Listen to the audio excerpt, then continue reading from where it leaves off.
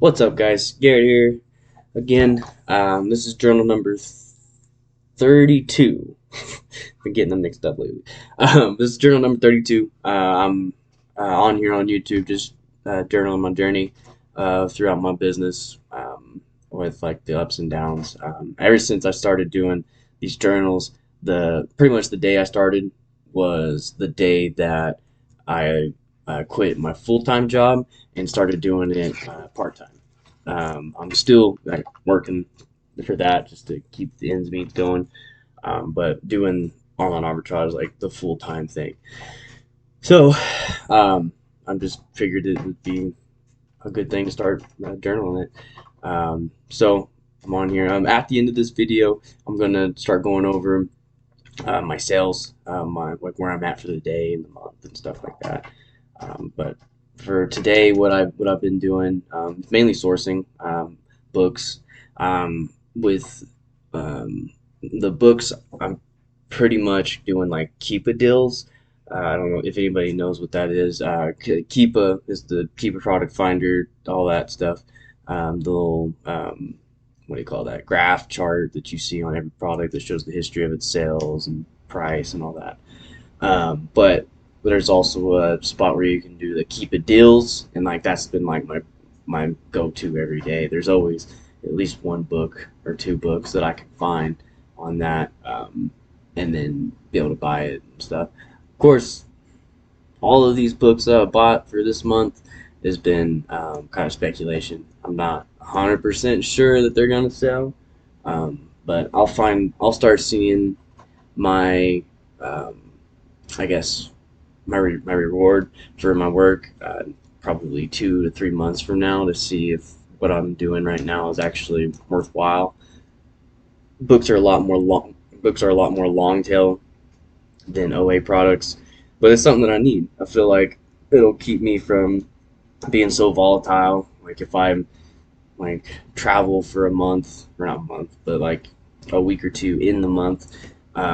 If with OA, you're gonna definitely see it the next week, or the next month. Sorry, the next month you're definitely gonna see it in the sales. Like it's just how it is. If you're not constantly, feeding the beast, as they say, then I mean, you'll feel the repercussions pretty quick. But with books, um, like yeah, obviously if you don't buy for a whole month, you're obviously gonna feel that.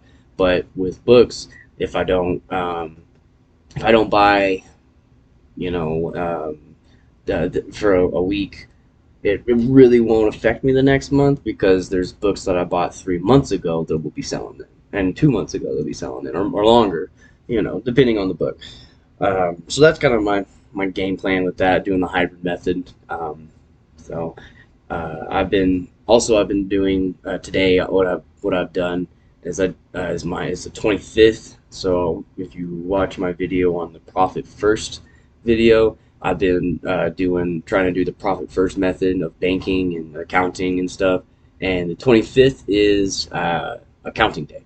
So I don't do any accounting, or I try not to. I'm still kind of dipping into it a little bit, but I try not to do any accounting until the 10th and the 25th. Those two dates are my accounting days, so like my expenses will build up until I hit the 10th, and then I pay them off. And then I'm also um, paying off whatever I need to pay off, like credit card wise.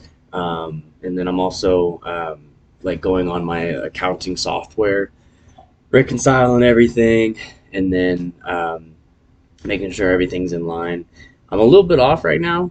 For some reason, my accounting software says like I'm $100 less than what I actually have in my bank account. I'm not really sure. It's always been that way for some reason, and I'm trying to figure that out. Speaking of that, I'm on my new book, which is the accounting game. This it's not really like a book you just read. It's kind of like a workbook, which is perfect for me because like accounting is a foreign language, and apparently it's the language of business, and so I need to learn. But this book has been super helpful for trying to like differentiate different accounting and why people choose different accounting and stuff. I think there's two main accounting methods: the accrual, how do you say that, and the cash. And I'm I've been doing a cure. Like once I cure the charge, I do it, and I've never understood like the difference and why someone would choose which one. And come to find out, I'm doing it right. Like you want to do the Kuro method if you're doing it, if you have any inventory. If you're just a service based company, then you can think about doing the cash one. But like if you have any type of inventory at all, you're most likely going to do the accrual just because like the cash method is only like if you once you receive cash then you do the accounting, but it's not really the same when it comes to inventory because there's cash tied up in inventory. So yeah, just learning accounting, which is like a tough one, but it's honestly kind of exciting because it is the language of business. It's something that you have to learn if you want to understand what you're doing. And for the past 2 years, because my business is technically 2 years old now, and for the past 2 years, I haven't known what the hell I was doing. I was just buying and hope for the best, type of thing. And then right now, I'm kind of suffering for it. Like this month, I'm definitely more money went out of my bank account than went in. It's the first time in this whole entire year that that's happened, and that's just because of poor decisions I've made with debt and buying decisions and stuff. And but now I can see it. I can with the accounting, learning accounting and stuff. I can look back and see like okay that wasn't a good choice. So but that's what I'm doing. I'll probably do another review on that, just like I did the other two books I read for business books.